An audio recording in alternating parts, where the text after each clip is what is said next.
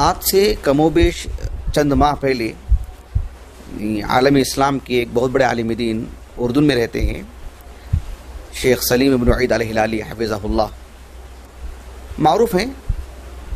کئی کتابوں کے مصنف ہیں۔ ان کا جو ہے واٹس ایپ کا مستقل گروپ ہے ان کے نام پر، غالباً تفسیر قرآنی معلومات سے متعلق بھی ایک ہے،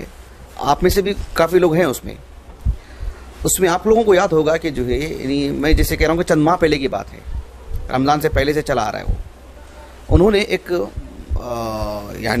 ایک مشورہ دیا تھا طلباء کو اسی گروپ کے ذریعے سے کہ ایسا بھی ایک عمل کیا جائے، ایک مشروع گویا کہ انہوں نے سامنے رکھا کہ آیت کریمہ کو اس کی تفسیر میں ایسی حدیث مبارکہ ذکر کی جائے جو گویا کہ اس کی تفسیر کرتی ہو۔ یعنی بات یہ نہیں ہے کہ آیت کریمہ کے سبب نزول میں کوئی حدیث آتی ہو، وہ نہیں، وہ الگ مسئلہ ہے۔ آیت کریمہ سے متعلق اس کے سبب نزول میں جو احادیث آتی ہیں باسانید صحیحہ، وہ تو بالکل یعنی اس میں ہمارا کیا کردار ہے، وہ تو معاملہ ہے، یہ ثابت ہے۔ وہ ان کا مقصود یہ تھا کہ ایک طالب علم یعنی مطلب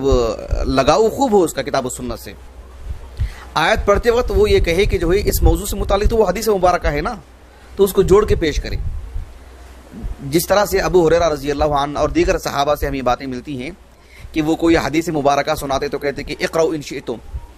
فقرؤ ان شئتم، پھر کوئی آیت مبارکہ پڑھتے، جبکہ وہ آیت کریمہ سے متعلق ہی وہ حدیث مبارکہ رسول اللہ نے سنائی ہو صلی اللہ علیہ وسلم، ایسا نہیں ہوتا، وہ ایک مطابقت پیش کرتے۔ وہ یاد آ رہا آپ لوگوں کو، یہ ایسے انہوں نے شروع کیا تھا،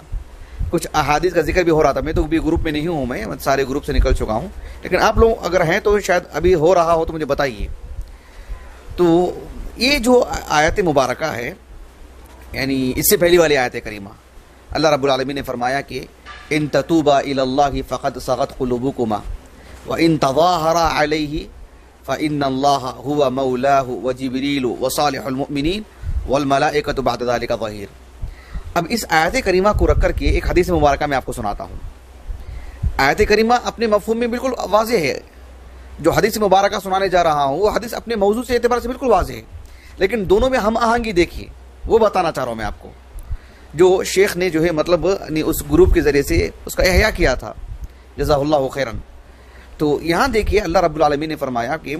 وَإِن تَظَاهَرَ عَلَيْهِ فَإِنَّ اللَّهَ هُوَ مَوْلَاهُ وَجِبْرِيلُ وَصَالِحُ الْمُؤْمِنِينَ وَالْمَلَائِكَةُ بَعْدَ ذَلِكَ ظَهِيرٌ۔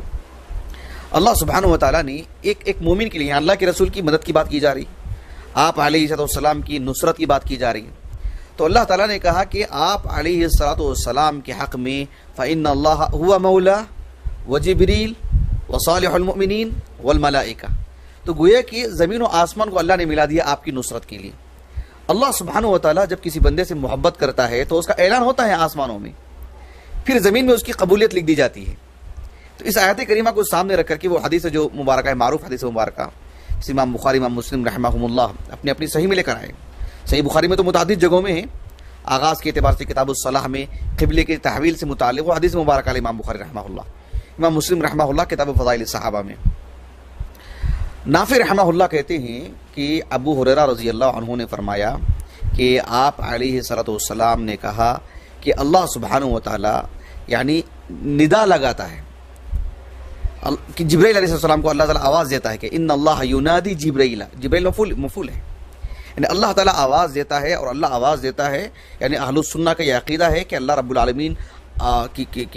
جو کلام ہے وہ حق ہے،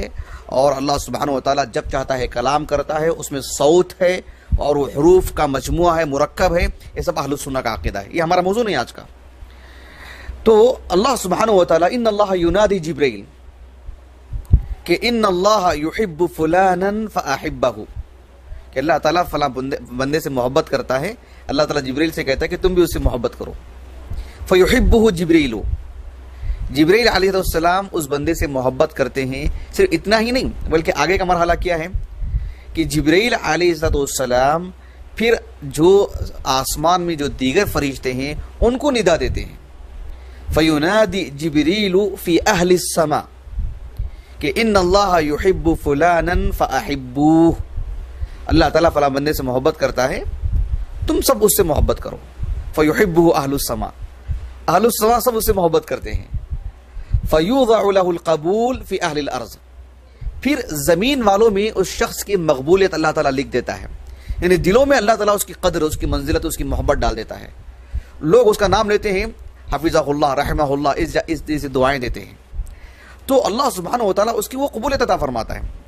اس حدیث کو اور اس آیت مبارکہ کو رکھ کر کے دیکھیے، ایک کوشش تھی مطابقت کے طور پر. آپ کو یاد ہوگا کہ سورۃ العلق کی جب تفسیر ہو رہی تھی، اقرأ باسم ربک الذی خلق، خلق الانسان من علق، یاد ہے نہیں آپ کو حدیث ابی ہریرہ صحیح مسلم کی، جس میں جو ہے مطلب جو ہے یعنی اللہ سبحانہ و تعالیٰ نے اقرأ باسم ربک الذی خلق، مخلوقات کو پیدا کیا ہفتے کے دن، اتوار کے دن، پیر کو، منگل کو، بدھ کو، اور جو ہے جمعرات کو. اور اقرأ باسم ربک الذی خلق، خلق الانسان من علق. اب جو لوگ دیکھ رہے مشاہدین ہیں وہ وہاں لوٹیں گے اس آیت کریمہ کے تفسیر میں تو ان کو وہ چیز ملے گی. تو یہ ایک مطابقت کی ایک اچھی جو ہے مطلب کوشش شیخ نے جو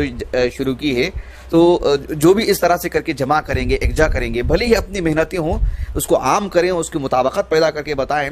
جہاں ایسے ہو، بغیر کسی تکلف کے، اصول اور ضابطے کے تحت، اور شیخ کو اس کا اجر ملے گا باذن اللہ تعالی.